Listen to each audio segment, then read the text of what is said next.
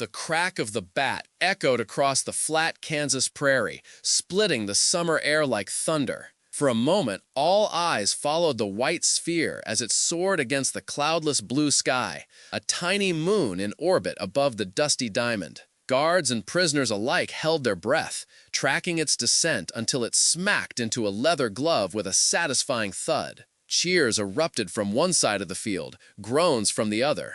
These sounds, so ordinary in American towns, seemed otherworldly here, behind the barbed wire fences of Camp Concordia. Lieutenant Akira Tanaka blinked in disbelief, his fingers still gripping the wooden bat. Just 6 months earlier, he had been commanding a unit in the Philippines, where surrender meant dishonor and capture promised torture. Imperial officers had described Americans as savage beasts who would execute prisoners without mercy. Yet here he stood on a makeshift baseball field, sweat rolling down his temples, surrounded by Japanese soldiers who moments ago had been shouting encouragement as he stepped up to the plate. Across the diamond, American guards clapped each other on the back, their faces showing neither hatred nor cruelty, only the simple satisfaction of a well-played defensive stop. "Good swing," called the American sergeant who had caught the fly ball, tossing it back toward the mound. His smile revealed nothing more sinister than the universal language of sport. Tanaka nodded slightly, still uncertain whether to interpret the comment as mockery or genuine appreciation. How could he make sense of this strange ritual where enemies faced each other not with bayonets but with bats and balls? What purpose could it possibly serve? The game continued under the relentless Kansas sun, innings passing like strange dreams. Tanaka watched his fellow prisoners, men who had once pledged to die rather than be captured, now sliding into bases, arguing calls, and laughing at missed catches. Their uniforms were marked with the letters PW, yet they moved with an ease that belied their status. American guards rotated positions with prisoners between innings, teaching techniques with patient gestures when words failed. The very men who held the keys to their confinement were showing them how to improve their grip on the bat, how to position their feet when fielding grounders. In the barracks that night, Tanaka wrote in his journal, "Today, I played the American game with those who should be my executioners. I still do not understand. Is this a form of humiliation I cannot recognize, or something else entirely?" The question hung in the air like the summer humidity, unanswered yet persistent. What did it mean when the enemy invited you to play? As Tanaka closed his journal, the evening bugle sounded across the camp.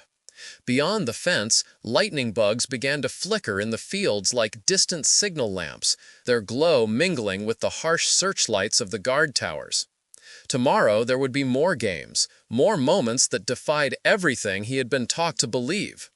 What strange contradictions awaited in this land where prisoners were handed bats instead of suffering blows from them? The first shipments of Axis prisoners arrived on American shores with minds fortified by propaganda and hearts steeled for brutality. German soldiers clutched memories of Debel's warnings about American savagery. Japanese officers remembered imperial proclamations that capture meant eternal shame. When the transport ships docked at Norfolk or San Francisco, many looked up at the guard towers with resignation, certain they faced firing squads or torture chambers. Instead, they encountered a processing system that moved with mechanical efficiency but unexpected civility. At Fort Riley, Kansas, Corporal Klaus Mueller stood in line with fellow Wehrmacht soldiers waiting for the Americans to reveal their true nature. They had been stripped of personal items, issued simple uniforms with PW stenciled across the back, and assigned numbers, all expected indignities of captivity. Yet when the processing ended, each man received not only basic necessities, but items that seemed bizarrely luxurious: a toothbrush and paste, razor and blades, even cigarettes. "We are still waiting for the cruelty to begin," Mueller whispered to his comrade as they were marched toward barracks that looked more like summer camp structures than prison cells. "Perhaps tomorrow they will show their true faces." His words carried the weight of certainty, a certainty born from years of hearing that Americans were undisciplined mongrels incapable of military order. The true shock came at mealtime, when prisoners filed into mess halls to find trays loaded with portions that exceeded what many had eaten in weeks. Slices of roast beef, mashed potatoes with gravy, green vegetables still bright with color, and bread so white and soft it seemed unreal. For Japanese prisoners, accustomed to rice rations that had dwindled to near starvation levels in the war's later years, the abundance seemed like a mirage. Some refused to eat, convinced the food was poisoned, or that accepting such generosity was another form of shame. German prisoner Otto Steinbeck, previously a bank clerk from Dresden, later recalled, "We thought it must be some American holiday, this display of food. Then we learned it was simply Tuesday." The realization that ordinary meals for prisoners in America exceeded officers' rations in the Wehrmacht sent ripples of disbelief through the camps. More bewildering still were the recreational facilities. Within weeks of arrival, prisoners discovered that camp regulations not only permitted but encouraged physical activity. At Camp Hearn in Texas, Camp Crossville in Tennessee, and dozens of other facilities across the American heartland, open spaces were designated for sports. Volleyballs appeared, soccer fields were marked with white lines, and most mysteriously of all, baseball equipment emerged. For men raised in the rigid hierarchies of fascist regimes, the appearance of American guards carrying mitts and bats seemed like a hallucination.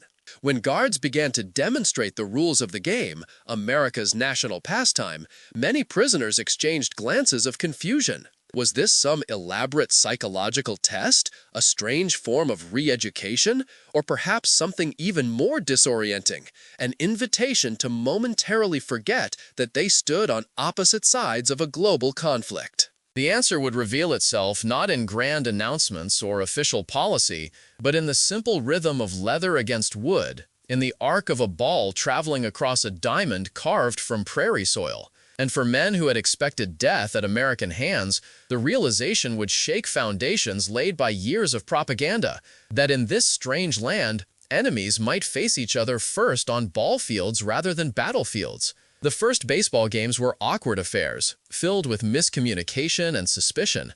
At Camp Concordia, where Lieutenant Tanaka and 500 other Japanese officers were held, the initial invitation came from Captain Robert Miller, a former minor league player from Ohio who now commanded a guard unit. Through an interpreter, Miller explained the fundamentals to a group of skeptical prisoners gathered on the dusty field.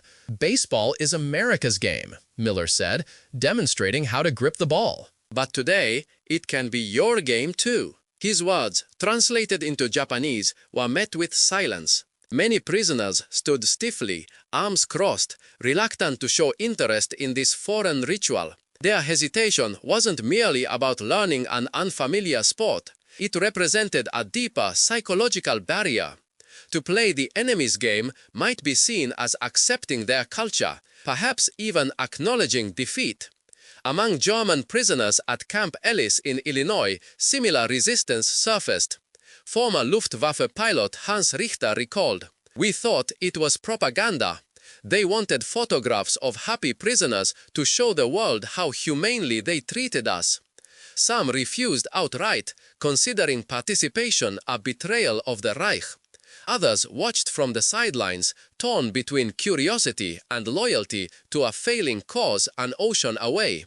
Yet, day by day, the pull of activity, any activity, to break the monotony of captivity, proved irresistible. First, a few brave souls stepped forward. Younger soldiers with less ideological rigidity, officers curious about understanding American psychology through their national sport, men simply bored with endless card games in the barracks. They awkwardly swung bats, threw wobbly pitches, and ran bases with stiff formality. The transformation began in small moments, a German prisoner's face lighting up with surprise at making contact with a pitch, a Japanese officer unable to suppress a smile when catching a fly ball, the instinctive high five between an American guard and Italian prisoner after a double play. Physical barriers fell before ideological ones. Bodies responded to the game's demands before minds could process the contradictions. At Camp Florence in Arizona, where Italian prisoners were held, games quickly evolved from instruction to genuine competition. Giuseppe Verona, a former mechanic from Naples, described his first hit in a letter smuggled home. When the bat struck the ball, I felt something strange.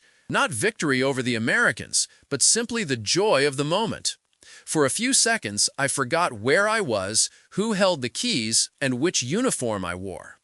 For the guards, teaching baseball served multiple purposes. Some saw it as a practical way to maintain order. Active prisoners were less likely to plot escapes or cause disturbances. Others recognized the diplomatic value of cultural exchange, however small. Yet many taught the game simply because they loved it and saw no reason why war should extinguish that passion. Sergeant Tom Jackson, supervising games at Camp Shelby, put it bluntly in his personal diary. "They're still men, even if they're Nazis, and all men need to play sometimes." The physical sensation of the game itself worked magic that no policy could achieve. The satisfying crack of a good hit, the sting of a ball caught barehanded, the breathless sprint to first base. These experiences transcended language and ideology. Bodies accustomed to the rigid formality of Axis military discipline discovered the loose-limbed freedom of American sport. Muscles trained for marching found new purpose in the sideways shuffle of an infielder tracking a ground ball. By summer's end at many camps, what had begun as awkward instruction had evolved into regular leagues with scheduled games, team names, and even crude uniforms created from modified prison garb. The surprising speed of this evolution revealed a truth about human nature that war often obscures. Beneath the uniforms and ideologies, men separated from home seek connection and meaning, even with those designated as enemies. When Lieutenant Tanaka stepped up to bat that warm Kansas afternoon, he wasn't merely playing a foreign game. He was participating in a subtle revolution against everything his military training had taught him about his captors. And the greatest shock wasn't that he was permitted to play, but that as the ball sailed over the outfielder's head, he felt something entirely unexpected. Not shame, but joy. The barracks at Camp McCoy buzzed with unusual energy as prisoners gathered around Sergeant Heinrich Weber, who had spent the afternoon in a game against the American Guards. His face still flushed from exertion, Weber described the impossible. How Captain Richardson, the stern-faced commander who normally supervised work details, had slid headfirst into second base, uniform caked with dust, laughing as he was called out. "He looked like a child," Weber said, his voice low with wonder. Not a captor, not an enemy, just a man who loves to play. Around him, fellow Wehrmacht soldiers leaned in, some skeptical, others nodding in recognition of a truth they too had witnessed on the diamond. For Japanese prisoners, raised in a culture where losing face meant profound shame, the Americans' casual attitude toward victory and defeat proved especially disorienting. Lieutenant Hiroshi Miyazaki, once an imperial officer who had instructed his men to fight to the death, found himself repeatedly confounded by guards who congratulated prisoners on good plays, regardless of which side scored. "They cheer skill itself," Miyazaki noted to a fellow officer, "not just victory. It makes no sense." Yet he found himself unconsciously adopting the same behavior, applauding when American Sergeant Davis executed a perfect double play, then feeling immediately conflicted about his instinctive response. Für Kriegprisoners, Männern indoktriniert mit Beliefs von Arien-Superiorität, die Revelation, dass Black American Guards können outplayen innen auf dem Field, kreierte kognitive Dissonanz. Kurt Wagner, ein formaler Hitler-Youth-Leader, wrote in einer letter later confiscated by censors, "Today I was struck out by a Negro soldier. According to everything I was taught, this should not be possible." Yet his pitches moved with such speed and precision that none of us could touch them. What else might be untrue about what we were told? The guards, too, experienced shifts in perception. Corporal James Riley from Tennessee admitted to his brother in a letter home, "When you're teaching a man to bunt or watching him make a diving catch, it's damn near impossible to keep thinking of him as just a Jap or a Kraut. He becomes Schmidt, who can't hit a curveball, or Toshiro, who's got the best arm in the camp." Different camps developed distinctive baseball cultures. At Camp Clinton in Mississippi, where many German naval officers were held, games became highly technical affairs with elaborate signals and strategy sessions. At Camp Livingston in Louisiana, housing Italian prisoners known for expressive play, games featured theatrical slides into home and passionate arguments over close calls, arguments that somehow never escalated beyond the theatrical.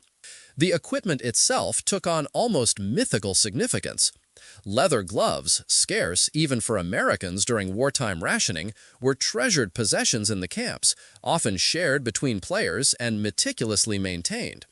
Bats were oiled and stored carefully.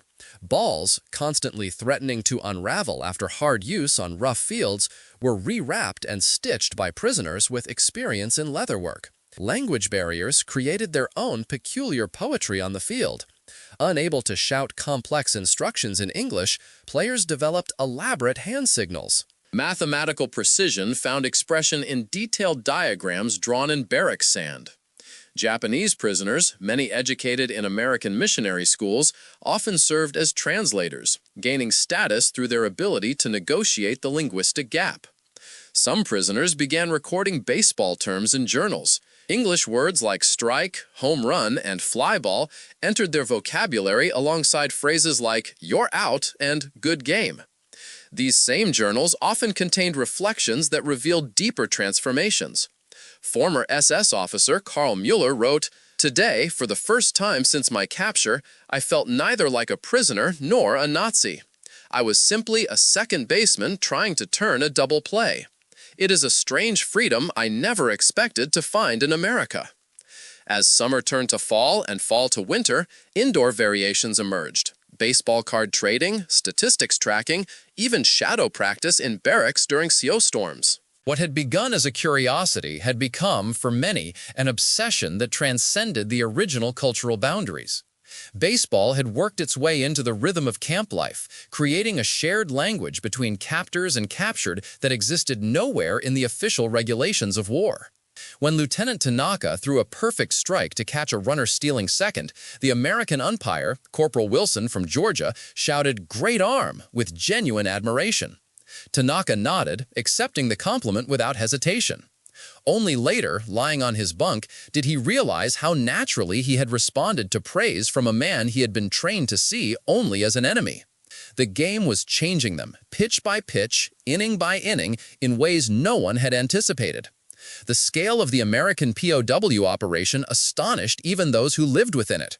By mid-1944, more than 400,000 Axis prisoners were housed in over 500 camps across 45 states. What began as an improvised response to unexpected captures in North Africa had evolved into a vast system that reflected American industrial efficiency.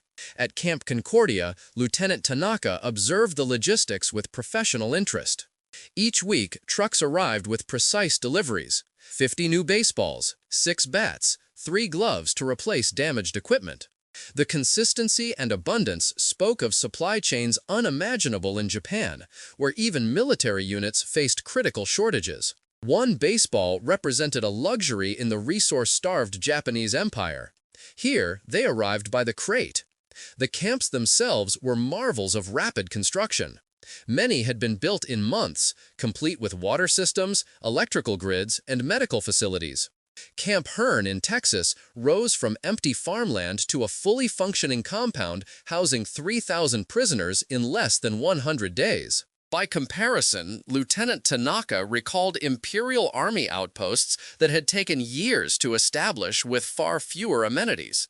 Transportation networks impressed even the Germans, many of whom had believed Nazi claims of American industrial inferiority. Otto Gerhardt, an engineer before the war, noted in his diary, "The Americans move supplies across continents with the ease we move materials between districts. Their trucks never seem to lack fuel. Their trains run regardless of weather. Meanwhile, Berlin struggles to feed its own people." Medical care provided another shock to prisoner expectations. Camp infirmaries operated with equipment and medications that matched or exceeded what many had seen in their own military hospitals. At Camp Indianola, a German officer with appendicitis received surgery within hours of diagnosis. In North Africa, he later told a Red Cross representative, men in my unit died waiting for similar treatment. The resources devoted to recreation seemed particularly excessive to prisoners raised in societies where war had demanded total sacrifice. At Camp Clinton, a former factory worker from Hamburg marveled that Americans could spare lumber for baseball backstops while German civilians huddled in bombed-out apartments. The contrast reinforced a growing realization. America fought the war with resources to spare, while the Axis nations had been stretched beyond their limits long before surrender. Even the guard-to-prisoner ratio revealed American abundance. Most camps maintained roughly one guard for every 10 prisoners, a luxury of manpower that would have been impossible for Germany or Japan to sustain. They have enough men to watch us play baseball while still sending millions to fight in Europe and the Pacific. Camp libraries contained thousands of books, including German and Japanese language volumes. Film projectors showed movies weekly. Musical instruments appeared for prisoner orchestras. Paper and art supplies were distributed for creative activities. The cumulative effect of these provisions suggested a nation for whom material scarcity was a foreign concept. The baseball program itself reflected this abundance.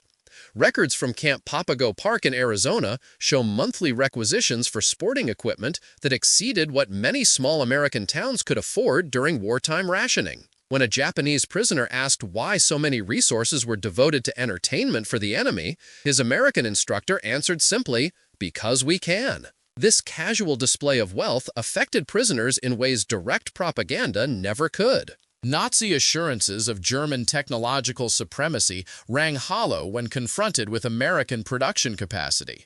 Japanese certainty of spiritual superiority offered little comfort against the evidence of material advantage. The sight of recreational facilities in POW camps, compared with stories filtering back about conditions at home, created cognitive dissonance no ideology could easily resolve.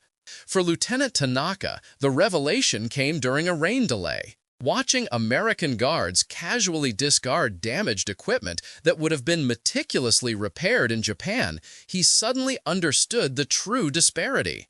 They are not winning because they are better fighters, he wrote that night.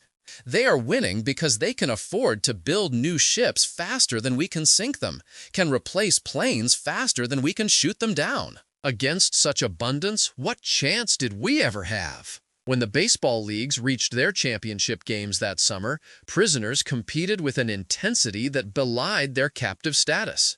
After months of practice, many had developed genuine skill. Teams with names like Tokyo Giants and Munich Bavarians faced off in contests that drew hundreds of spectators, both prisoners and off-duty guards. The quality of play surprised everyone involved, as did the emotional investment of participants who had once viewed the sport as an alien curiosity. For Sergeant Klaus Mueller, the transformation was deeply unsettling. He had joined the Wehrmacht believing in German cultural superiority, yet found himself eagerly adopting American slang, perfecting his batting stance, and discussing statistics with the same guards who locked him in at night. "Sometimes I catch myself thinking in baseball terms," he confessed to his bunkmate. "I dream of home runs instead of returning to Hamburg. What is happening to me?" Military officers faced even more profound identity crises. Their military code had defined surrender as the ultimate dishonor, yet here they were, not only surviving captivity, but finding moments of genuine pleasure in it. Lieutenant Tanaka struggled with this contradiction daily. His training demanded that he maintain distance from his captors, view them only as enemies to be resisted. Yet on the baseball diamond, those categories blurred uncomfortably. "Today, I taught Corporal Williams how to improve his grip for curveballs," Tanaka wrote in his journal. "He thanked me with genuine respect. I felt pride in his improvement, then shame at feeling pride, then confusion at feeling shame. Who am I becoming in this place?" The American Guards witnessed these internal struggles with varying degrees of insight. Captain Robert Miller, himself transformed by the experience, reflected in a letter to his wife. "These men arrive as fanatics and murderers in our minds. Then you play 9 innings with them and something changes. Not friendship exactly. We never forget why they're here. But you see the human beneath the enemy uniform. It complicates everything. For some prisoners, baseball became a refuge from the crushing reality of defeat. As news filtered in through approved newspapers, Stalingrad, Normandy, late Gulf, the inevitable collapse of the Axis powers became impossible to deny. Rather than confront this reality directly, many threw themselves into the artificial world of the diamond, where victories remained possible and defeats carried no historical weight. Others found in baseball a window into the American mind.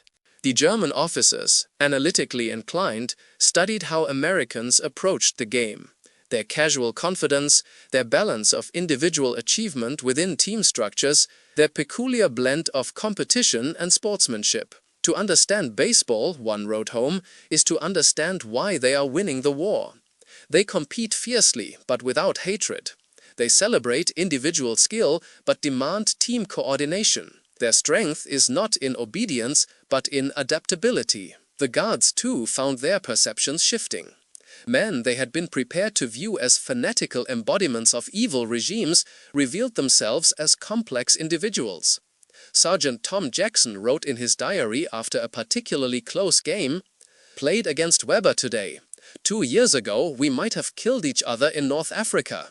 Today, I congratulated him on a triple that nearly won the game." War makes no sense sometimes. Religious officers in the camps noted the moral dimension of these interactions. Chaplain David Sorensen, observing games at Camp Shelby, wrote to his bishop, "I witness daily what can only be called conversions, not to Christianity, but to humanity. Men who arrived consumed by hatred now stand together under the summer sun, sharing water from the same jug between innings. Is this not also God's work?" The most profound impact often came in moments of unexpected emotion. When a Japanese prisoner made a spectacular diving catch and an American guard spontaneously lifted him to his feet with a cheer, both men froze momentarily, startled by the natural human connection that had overridden their prescribed roles. Such moments, multiplied across hundreds of camps and thousands of games, quietly undermined the dehumanization that war requires. As fall approached and championship series concluded, prisoners and guards alike recognized that something extraordinary had occurred on these improvised fields. The game had created a space where, however briefly and incompletely, men could encounter each other not as defined by uniform or ideology, but as revealed through skill, effort, and character. The implications of this recognition would continue long after the final innings were played. Winter brought an end to outdoor games across most camps, though indoor training continued in recreation halls. As 1945 dawned and the war's outcome became increasingly certain, the baseball diamonds lay dormant under snow or turned to mud by spring rains. Yet their impact continued to reverberate through both prisoner and guard populations. The games had planted seeds that would grow in unexpected directions long after the last out was called. In April, news of President Roosevelt's death reached the camps. At Camp Crossville, where German prisoners had competed fiercely against American guards all summer, something remarkable occurred. The prisoner baseball team requested permission to lower their handmade diamond flag to half-mast in respect. The gesture, from men who had been sworn enemies of everything Roosevelt represented, stunned the American command. Permission was granted, and photographs of the ceremony later made their way to Washington. As Nazi Germany collapsed in May, the atmosphere in camps holding German prisoners transformed. Men who had maintained rigid discipline and ideological certainty now faced the total destruction of the world they had fought for. Some retreated into denial or anger. Others fell into depression. But many found in their baseball experience a framework for imagining a different future.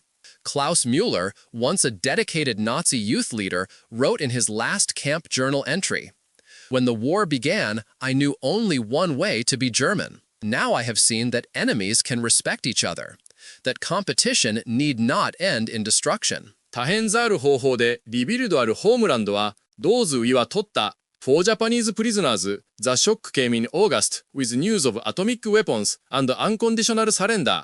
Lieutenant Tanaka, who had risen to captain his barracks team through the summer, sat silently on the edge of his bunk as the emperor's surrender speech was translated. The unthinkable had happened. Japan had surrendered. Many prisoners wept openly. Some contemplated suicide. That evening, an American guard found Tanaka alone on the baseball diamond, methodically pitching balls against the backstop in the fading light. The emperor says, "We must endure the unendurable," Tanaka said, without turning around. "Perhaps this game has been preparing us for that all along." The guard said nothing, but retrieved the balls and threw them back until darkness made it impossible to continue. As repatriation began, many prisoners faced the prospect of return with complex emotions. They would go home to devastated countries where resources for rebuilding, let alone recreation, would be scarce for years.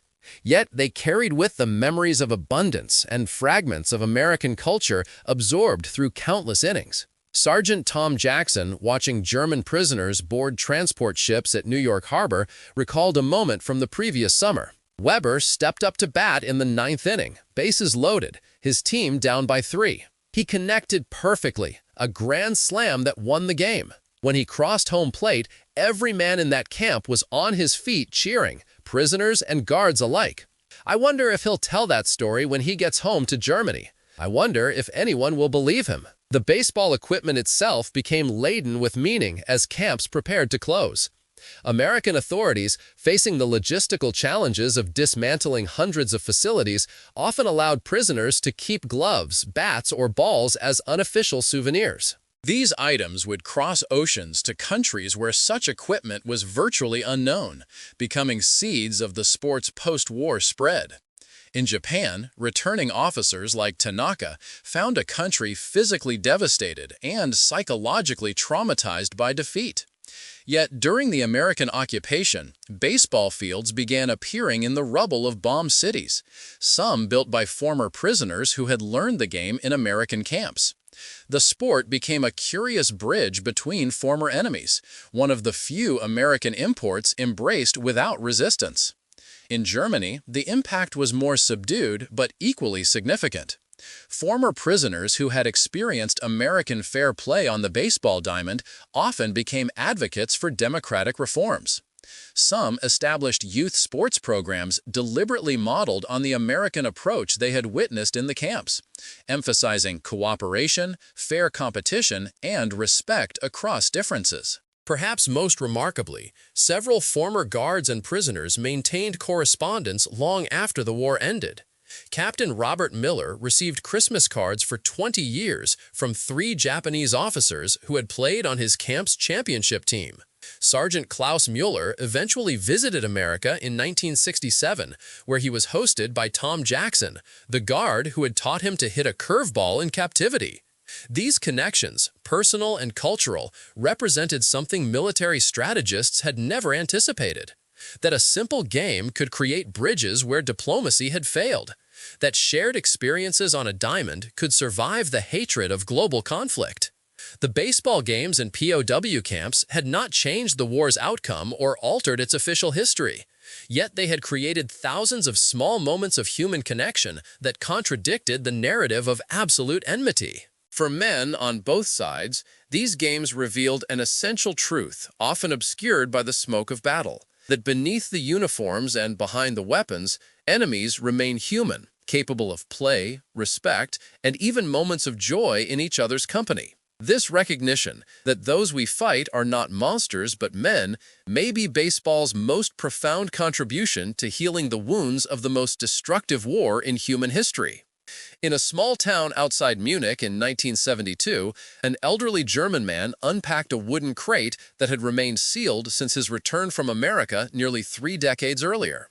Inside lay a carefully preserved baseball glove, its leather darkened with age, but still supple from the oil he had applied before storage. As he slipped it onto his hand, the leather seemed to remember the shape of his fingers, and memories flooded back of dusty diamonds under Kansas skies, of unexpected moments of connection across enemy lines, of a strange game that had momentarily transformed prisoners and guards into simply players, united by the crack of the bat and the joy of the perfect catch. Perhaps in those memories lie lessons worth preserving, that humanity can survive even the darkest chapters of history, that play reveals truths that propaganda cannot touch, and that sometimes understanding begins not with grand treaties, but with the simple act of tossing a ball across a diamond carved from foreign soil.